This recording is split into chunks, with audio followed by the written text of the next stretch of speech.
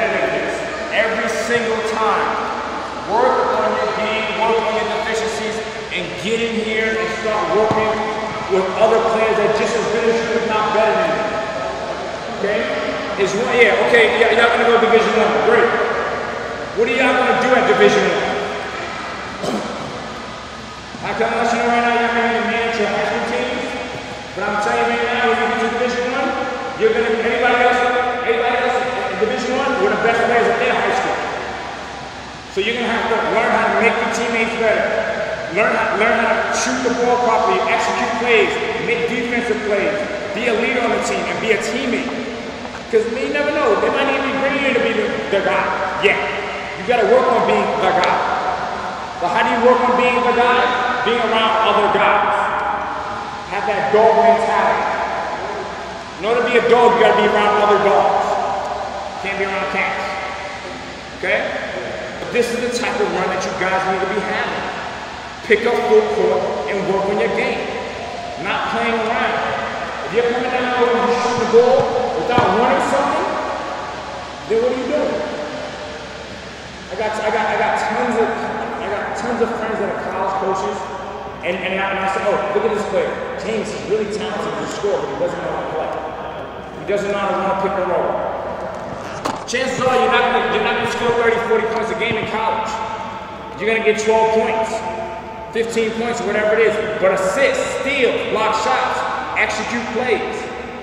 These are the things to know how to play. You may be skilled, but it doesn't necessarily mean you know how to play. I'm so proud of this kid. I don't know if you heard a kid London Parentes. When I saw him play, he started in the backcourt with Max, with one of my kids, Max. He averaged like what, 20, 21? Didn't shoot the ball really that much.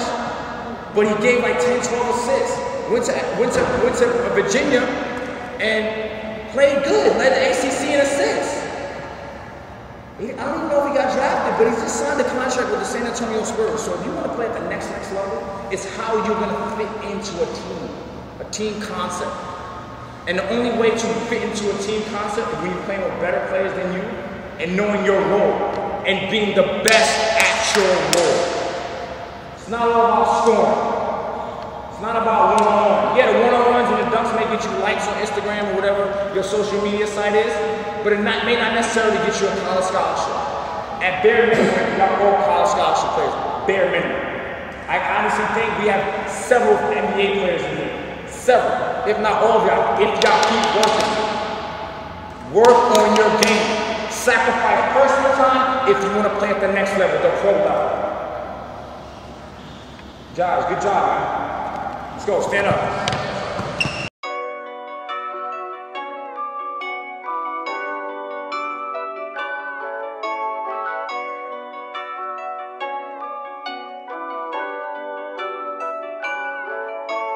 New Chanel, mama and Gucci, got out the hoop, yeah. Been through hell, carry the life is a movie, yeah. We prevail, now we do the groupies, don't do the groupies, yeah. Got money for bail, don't act like you know me, knock off your coffee, yeah. Flooded the road with Ethan, her like Katrina the Beamer, blowing the money like Freeman.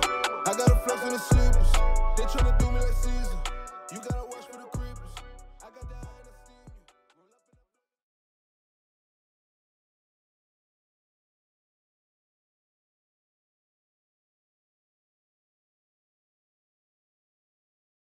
Hey, I'm Harvey Harrington with Dreamchasers, and today we're going to discuss the mentality it takes to get to the next level. As you're watching this clip, the coach is talking, or the trainer, his name is James Hunt. I'm not sure where he's out of, but he touched on a lot of valid points.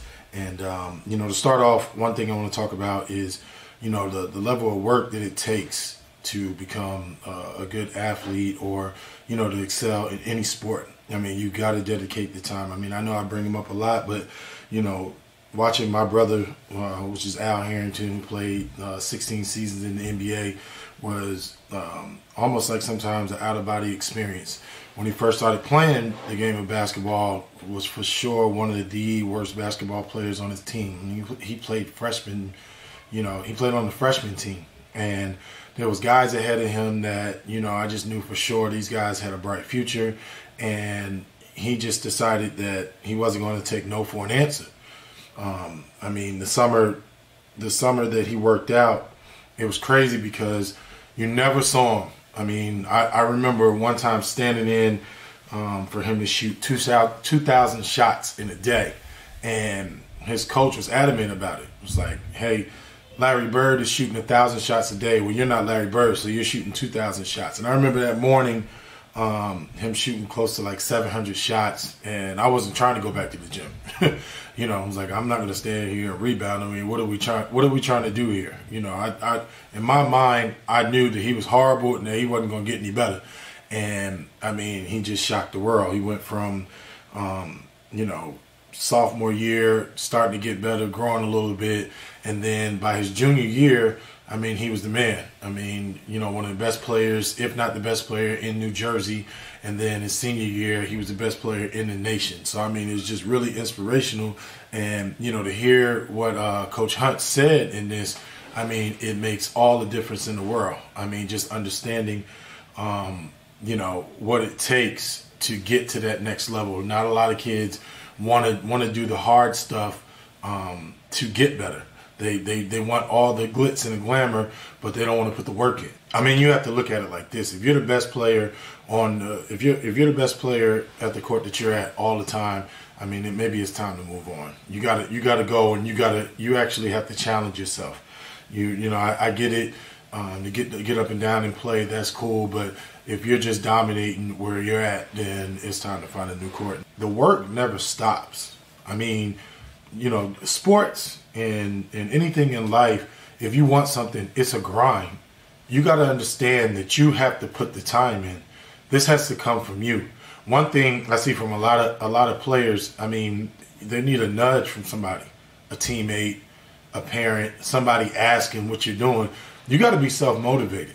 I mean, if this is what you want to do, if you want to play ball or, you know, whatever you decide you want to be in life, you got to understand that self-motivation part is, you know, it trickles down. It separates the good from the great.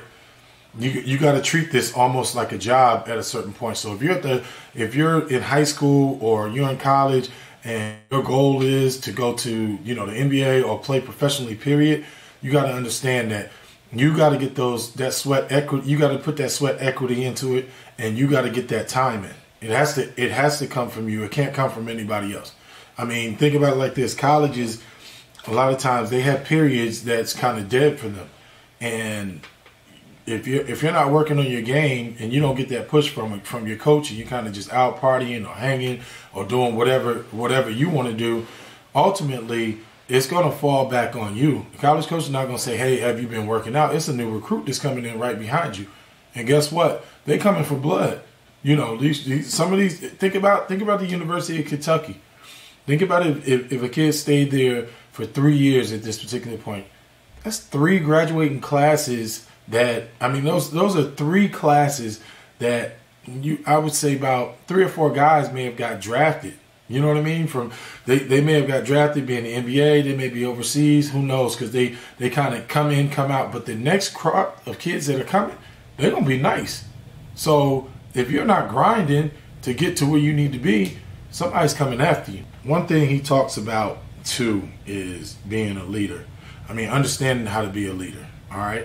And then understanding what your role is. I preach this all the time. It doesn't matter how you feel. It doesn't matter what you think in your head. You ultimately have to have a role. I don't care if your role is to be the scorer. If that's your role, that's what you have to fit into. So a lot of times, a lot of athletes get it twisted because they just feel like, oh, I'm going to come in and it's going to be that way. Well, if you're going to come in and you're going to dictate things, you better be the best player on the floor, period. Another big part that he talked about was understanding. I mean, you just wouldn't believe. There's so much basketball training and games and, you know, back and forth and putting videos up, and then kids don't understand the game of basketball. This blows my mind.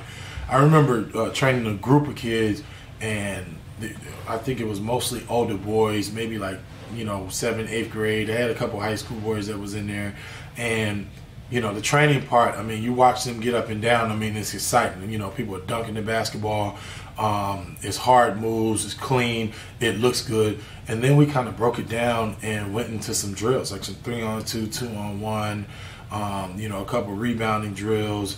You know, kind of, I call this drill, a chase drill. And you wouldn't believe what they didn't understand. I mean, a lot of these athletes, they understand how to play, they watch, they mimic, but the understanding, like, you gotta understand the game. It's levels to everything. You know, anybody can play high school basketball, period. Not anybody, but a lot of people have played high school basketball and, you know, was okay and they settled into a role. But when we talking next level, we're talking college, you know, we're talking to pros. You have to have an understanding of how to play the game, because everybody's bigger, faster, stronger, better. And you got to be able to play. You got to be able to operate within a game of, you know, maybe 3 or 4 pros on one team, and you got to be able to hold it down. That's a level of understanding. Not only understanding, but just understanding what you do well. You know, if you're a rebounder, don't get the rebound and go take off and dribble down the court, because you're going to get the rebound, take off, and go down the court, and you're going to get ripped. And it's going to be a turnover. It's going to make you look bad. Or if you're the point guard and maybe you're not a good shooter, you know, you shouldn't be going down, being aggressive, and just shooting the basketball to start. Now, if it's an open shot, I get it. But we have to understand what you do well. You have to understand what your role is and exactly what you do well. You don't want to step outside of that. Now, you can work on it outside of the game and get better from there and kind of push in the right direction. But, you know, you got to understand you got to understand how you're going to make your team better, and the things that you do well is going to further your worth. Just remember, always continue to work on yourself. But I'm trying with a lot of these episodes, what we're trying to further your understanding as a basketball player. So you have to understand, you know, there's a process in everything that you do, no matter what it is. And a lot of times, you know, coming into sports or anything in life, you're not just going to jump to the top. Now, you might be blessed to do that if you're good enough. But most of us, regular working people or hard-working athletes, we understand that there's a process. And, you know, the process is this. You know, understanding that it's not always going to be about you. You know, you may have to take a lesser role. You got to find a way that, you know, through everything that you do, to make a positive at it and to keep working. If your goal is to be, you know, an NBA player, which, you know, is an incredibly hard task, you got to understand that the work just does not stop. So, you know, if things are going well for you right now, great. But understanding, you know, where you're going, what it takes to get there, that's what's going to make you better. So I just want to thank you guys for watching. I want to thank you guys for supporting. What we're starting to do, we're starting to move everything over to our YouTube page. So please go like, subscribe, smash that bell so you know when our episodes are coming up. Please comment. I love to hear the feedback, and we will get right back to you.